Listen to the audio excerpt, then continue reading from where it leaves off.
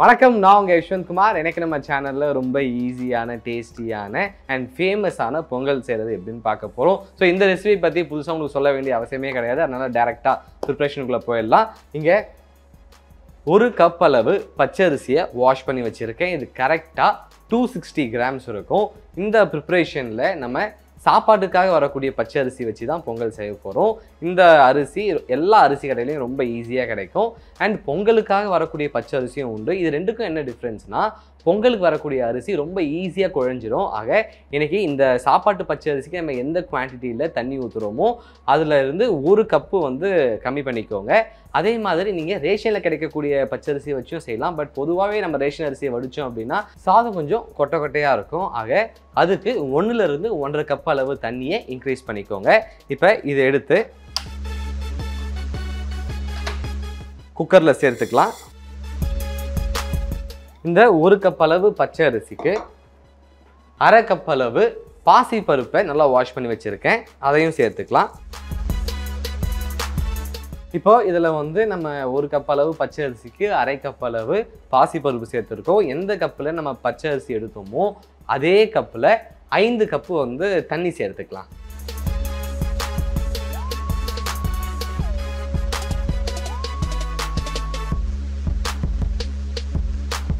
பொதுவாக இந்த ரெசிபி பொறுத்த வரைக்கும் ஒவ்வொருத்தர் ஒவ்வொரு ரேஷியோவில் தண்ணி ஊற்றுவாங்க. சில பேர் 3 கிளாஸ் ஊற்றுவாங்க, சில பேர் 4 கிளாஸ் ஊற்றுவாங்க. ஆக அப்படி ஊற்றும்போது குக்காகி முடிச்ச உடனே பார்த்தீங்கன்னா நல்லா தலைன்னு கரெக்டான கன்சிஸ்டன்சியில் இருக்கும்.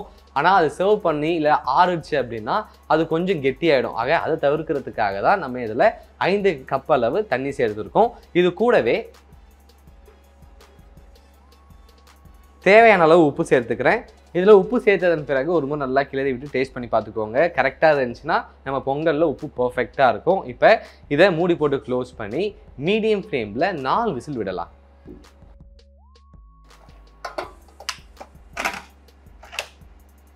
என்னதான் நம்ம கரெக்டான ரேஷியோவில் அரிசி அண்ட் தண்ணி சேர்த்துருந்தாலும் நம்ம பொங்கலுடைய கன்சிஸ்டன்சி கரெக்டாக வரணும். அதுக்கு முக்கியமான காரணம் நம்ம எந்த டெம்பரேச்சரில் வச்சு குக் பண்ணுறோம் அப்படின்றது. ஆக ஹை ஃப்ளேமில் வச்சிங்கன்னா நமக்கு சீக்கிரம் விசில் வந்துடும், ஆனால் சாதமும் பருப்பும் குழையாது. இதுவே நீங்கள் லோ ஃப்ளேமில் வச்சு குக் பண்ணிங்கன்னா விசில் வரத்துக்கு ரொம்ப லேட் ஆகும். அண்டு எல்லாமே நல்லா குழஞ்சி கீழே அடி பிடிக்கிறதுக்கும் நிறைய வாய்ப்புகள் உண்டு. ஆக மீடியம் ஃப்ளேம்லேயே வச்சு இதை குக் பண்ணிப்போம்.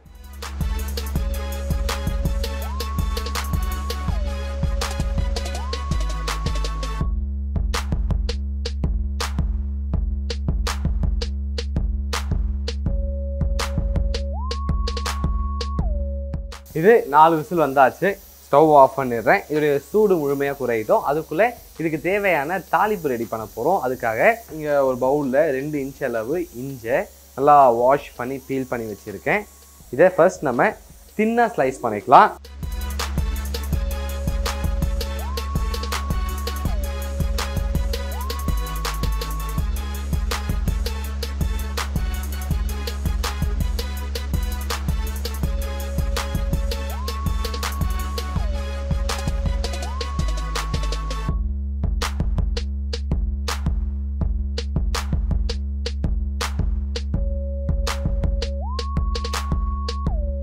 இஞ்சியை நல்லா பொடியாக நறுக்கிட்டோம். இப்போ முடிஞ்ச அளவுக்கு நல்லா பொடியாக நறுக்கியே சேருங்க. ஏன்னா அப்போ தான் சாப்பிடும்போது யாரும் ஒதுக்காமல் இருப்பாங்க. இப்போ நம்ம தாளிக்க ஸ்டார்ட் பண்ணிடலாம். அதுக்காக ஒரு பேன் எடுத்துக்கோங்க. இதில் ஒரு 100 கிராம் அளவு நெய் சேர்த்துக்கலாம்.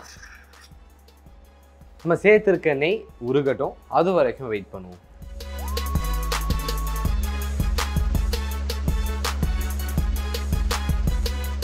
நெய் உருகினதன் பிறகு இதில் ஒரு 20லிருந்து 25 கிராம் அளவு முந்திரி சேர்த்துக்கலாம்.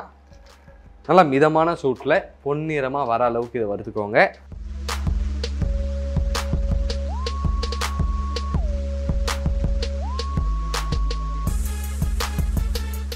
முந்திரி இந்த மாதிரி லேசாக பொன்னிறமாக வந்ததன் பிறகு இதை எடுத்து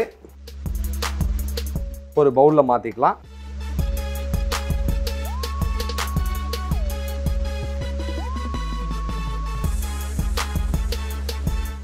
அடுத்து இதில் 1 டேபிள் ஸ்பூன் அளவு சீரகம் சேர்த்துக்கிறேன்.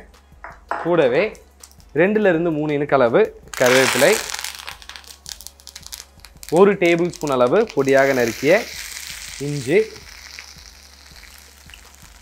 மற்றும் 1 டேபிள் ஸ்பூன் அளவு மிளகு சேர்த்து கரெக்டாக ஒரு 30 செகண்ட்ஸ் இதை ஃப்ரை பண்ணிக்கோங்க. அதன் பிறகு ஸ்டவ் ஆஃப் பண்ணி இதில் 1 டீஸ்பூன் அளவு பெருங்காயத்தூள் சேர்த்து நல்லா கிளறி விட்டுக்கலாம்.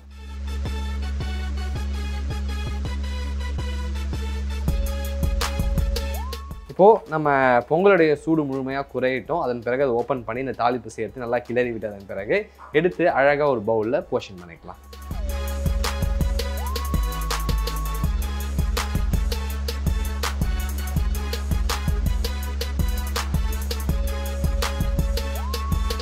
இதோடைய விசில் ஃபுல்லாக அடங்கிடுச்சு. இப்போ ஓப்பன் பண்ணிடலாம்.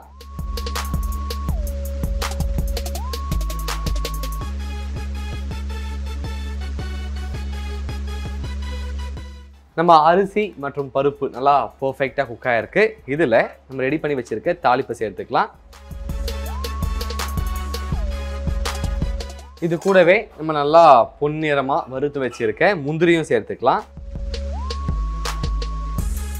இப்போது எல்லாமே ஒன்றோட நல்லா கம்பைன் ஆகிற அளவுக்கு இதை மிக்ஸ் பண்ணிப்போம்.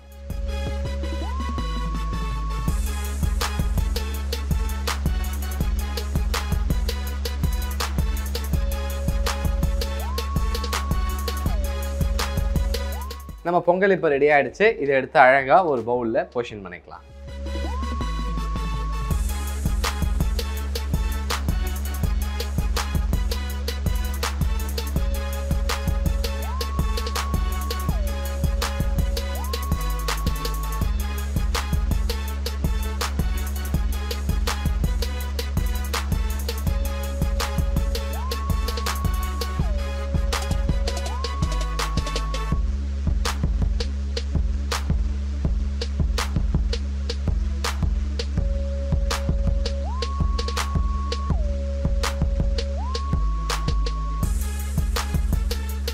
ஒரு சூப்பரான பொங்கல் செய்கிறது எப்படின்னு பார்த்துட்டோம்.